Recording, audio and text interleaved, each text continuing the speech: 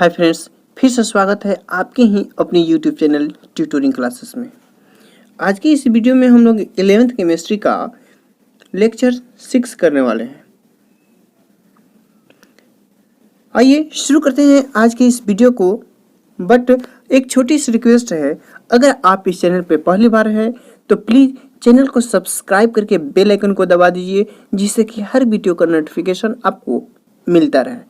अगर आप इस वीडियो का पीडीएफ फाइल चाहते हैं तो उसका लिंक हमने डिस्क्रिप्शन बॉक्स में दे रखा है, आप वहां से डाउनलोड कर सकते हैं। साथ ही साथ अगर आप सभी विषयों के फ्री पीडीएफ चाहते हैं तो आप हमारे चैनल के टेलीग्राम ग्रुप से जुड़िए, उसका लिंक हमने डिस्क्रिप्शन बॉक्स में दे रखा है। अगर आपको वीडियो अच्छी लगे तो प्लीज़ वीडियो को लाइक और शेयर जरूर कर दीजिएगा। आइए सबसे पहले जानते हैं डाल्टन्स एटॉमिक थ्योरी। बट इससे पहले मैं आपको कुछ बातें बताना चाहता हूँ कि परमाणु अविभाज्य होता है।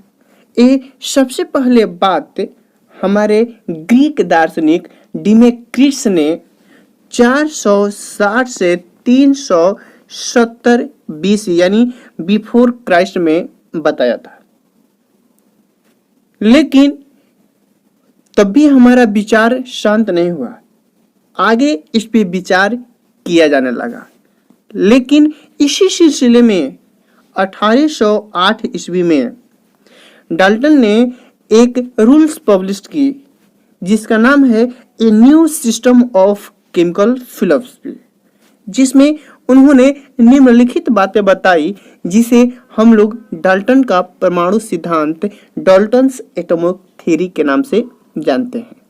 अब उन्होंने कौन कौन बातें बताई, आइए बारी बारी से उन सभी बातों को देखते हैं।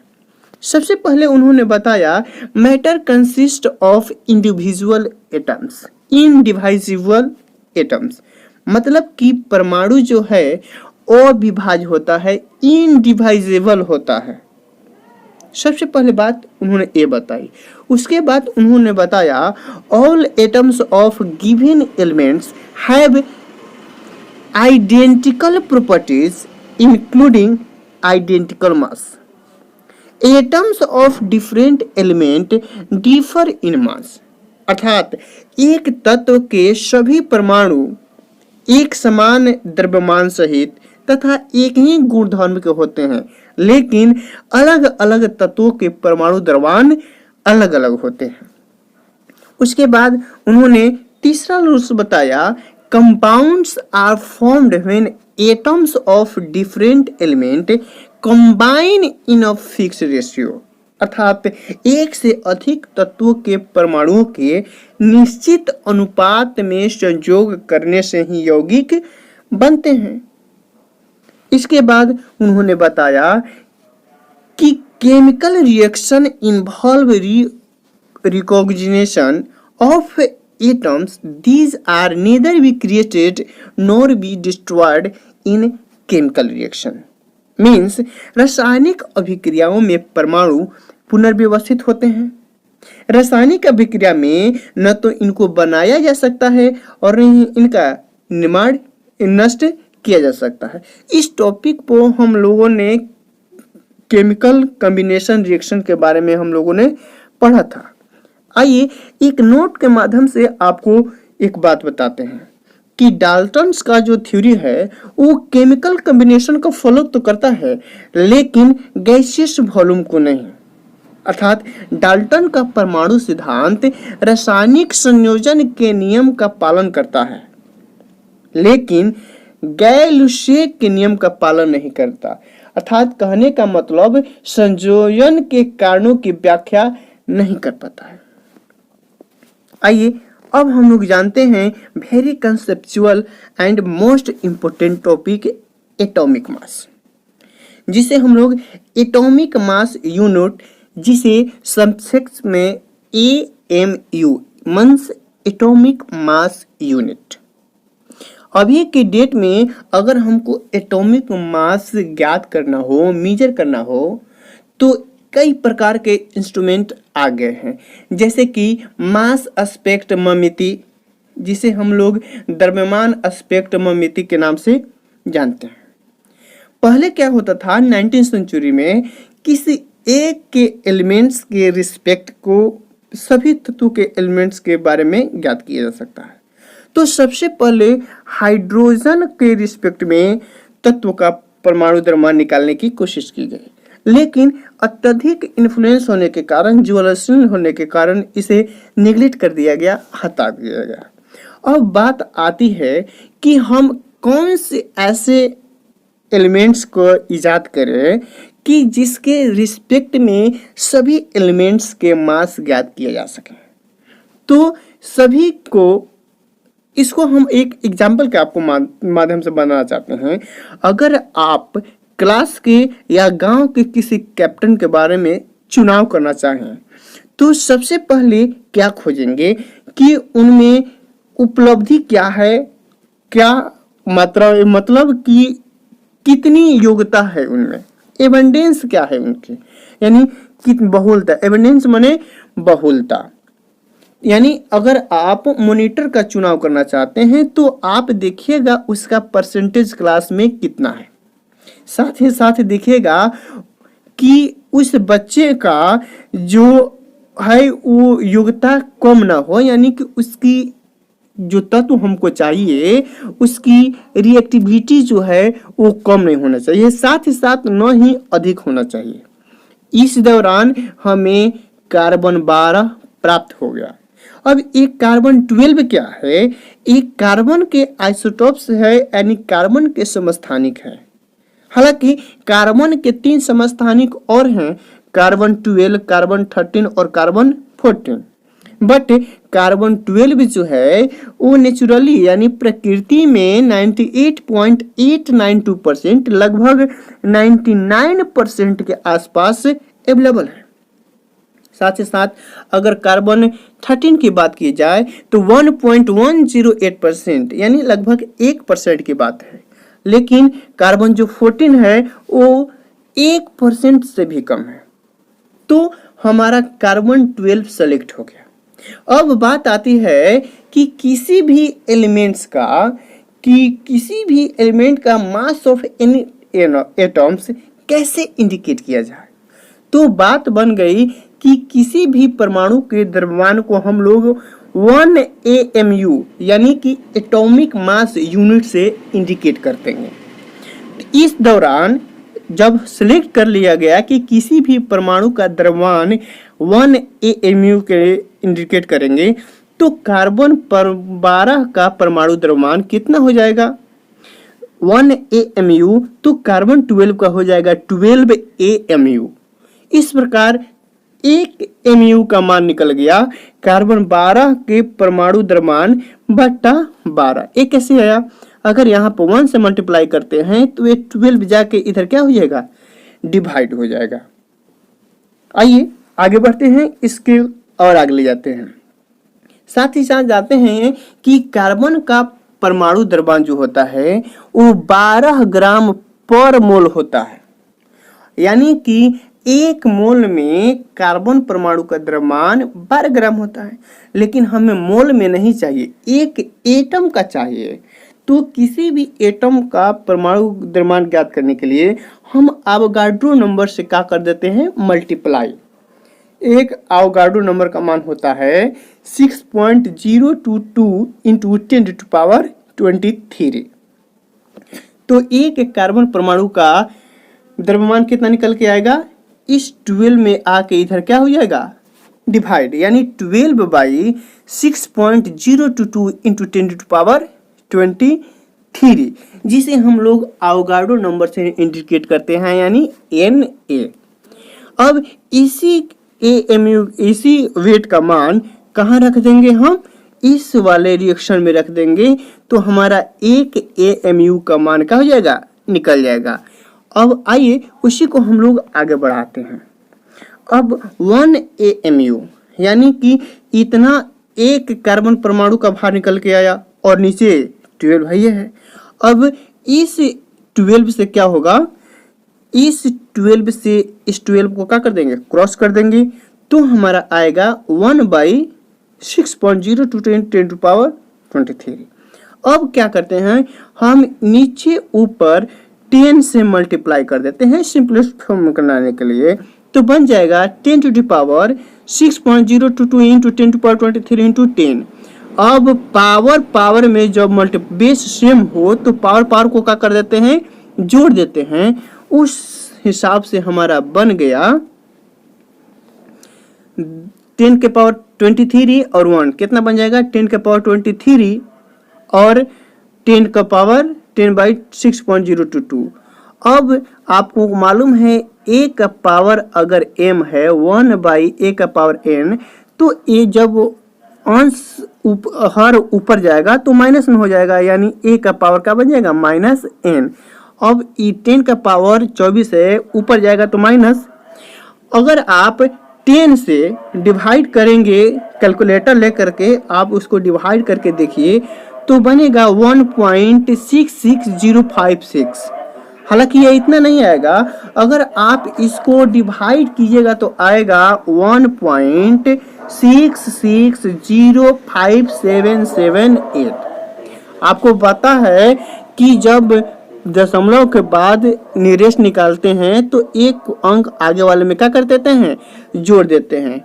तो फाइनली हमारा 1 AMU का मान निकल के आ गया 1.66056 10 to power 24।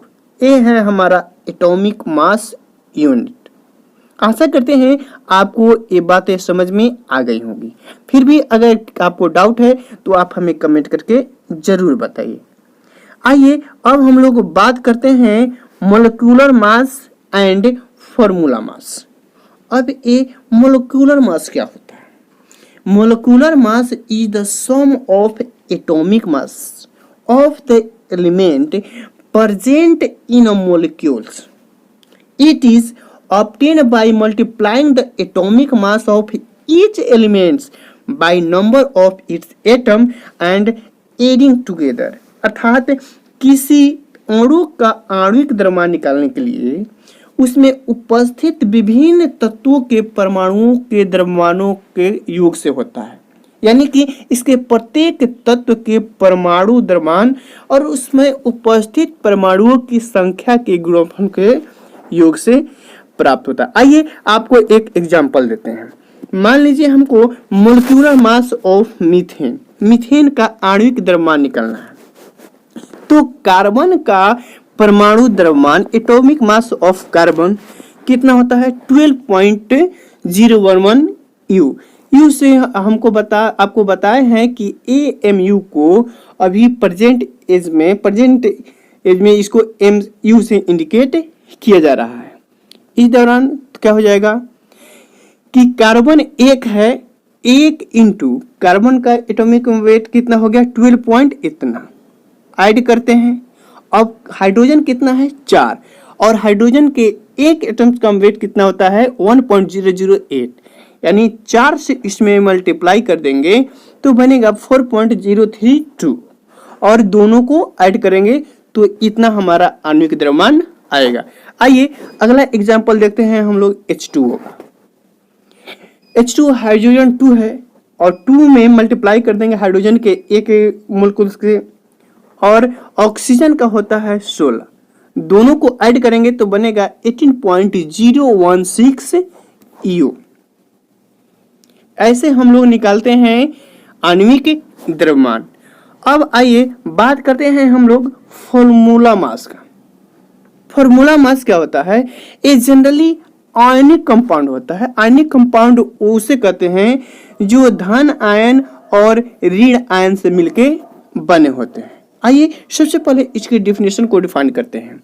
The formula units mass of a substance is a sum of atomic masses of all atoms in a formula unit of an ionic compound। अर्थात किसी पदार्थ का सूत्र इकाई द्रव्यमान एक आयनिक यौगिक के सूत्र इकाई में सभी परमाणुओं के परमाणु द्रव्यमान के योग के बराबर होता है। जैसे sodium chloride, calcium chloride, zinc oxide etc। और भी बहुत सारे हमारे आयनिक कंपाउंड हैं। आइए अब हमको निकालते हैं फॉर्मूला मास ऑफ NaCl। अब सोडियम का परमाणु द्रव्यमान यानी उसका रिस्पेक्ट एटॉमिक वेट होता है 23U और क्लोरीन का होता है 35.5।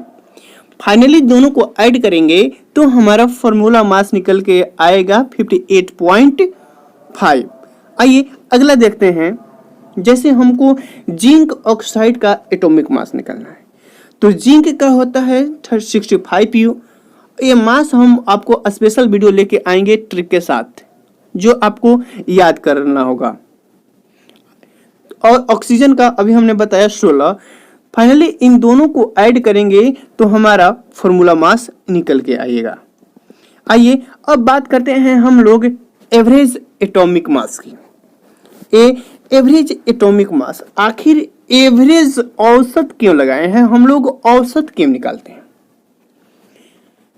तो हम तो जानेंगे कि हाँ हमारा एवरेज एटॉमिक मास क्या होता है। हम लोग औसत क्यों निकालते हैं, यानी कि बीच की संख्या को निकालने के लिए टोटल नंबर को ऐड करके उसके नंबर ऑफ नंबर्स यानी कि टोटल को जोड़ करके संख्याओं की संख्या से क्या कर देते हैं, भाग कर देते हैं, तो औसत निकलता है। अभी हमने आपको बताया जिसका माने प्रकृति में बहुलता है, उसका मतलब अधिक प्रचुर मात्रा में पाया जाता है, उसी का हम लोग एवरेज निकालते हैं। तो आइए सबसे पहले उसका डिफाइन कैसे करेंगे उसके बारे में जानते हैं। An element may have different isotope. The atomic mass of isotopes are different and they in a different proportion or abundance. So, an average mass of an atoms appropriate to specify known as average atomic mass. यानी कि एक तत्व में अलग अलग समस्थानिक हो सकते हैं और समस्थानिक का परमाणु द्रव्यमान क्या होता है, अलग अलग होता है। जैसे कार्बन 12 का अलग होगा, कार्बन 13 का अलग होगा और कार्बन 14 का अलग होगा और अलग अलग मात्रा में पाए जाते हैं। और उसी को निर्दिष्ट करने के लिए हमें एवरेज एटॉमिक मास निकाला जाता है। अब एवरेज एटॉमिक मास क्या होता है, उसका सूत्र होता है बाबू AT यानी एटॉमिक। AT को क्या पढ़िएगा, atomic. Atomic mass of one isotopes into its abundance, यानी पहले समस्थानिक गुणे वह कितनी मात्रा में है प्लस दूसर का आइसोटोप और उसकी मात्रा कितना है प्लस तीसर का आइसोटोप उसकी मात्रा कितना है, और सबको ऐड करके 100 से डिवाइड करते हैं। आइए आपको ऐसे समझ में नहीं आएगा, आइए हम आपको एग्जांपल के माध्यम से समझाते हैं। लेट्स आइन एग्जांपल, कार्बन का ही एग्जांपल लेते हैं। कार्बन के 3 आइसोटोप्स हैं, कार्बन 12, कार्बन 13 और कार्बन 14, और इनका एबंडेंस यानी प्रकृति में जो है हमने आपको जस्ट अभी पीछे बताया कि कार्बन 12 99% के आसपास होता है, जो 98.892, और इसका एटॉमिक मास जो होगा वो कितना है 12, और कार्बन 13 का जो एबंडेंस है बहुलता है वो 1.108 है और इसका एटॉमिक मास 13.00335 है। उसके बाद कार्बन 14 है, इसका एबंडेंस है 2 × 10⁻⁻10 और इसका एटॉमिक मास हुआ परमाणु द्रव्यमान 14.00317। अब अकॉर्डिंग टू फार्मूला के अनुसार पहले आइसोटोप पहला समस्थानिक उनके उसकी मात्रा मीन से इन दोनों को मल्टीप्लाई करेंगे और ऐड करेंगे, फिर इन दोनों को मल्टीप्लाई करेंगे, इन दोनों को मल्टीप्लाई और तीनों को ऐड करके 100 से क्या कर देंगे, डिवाइड कर देंगे।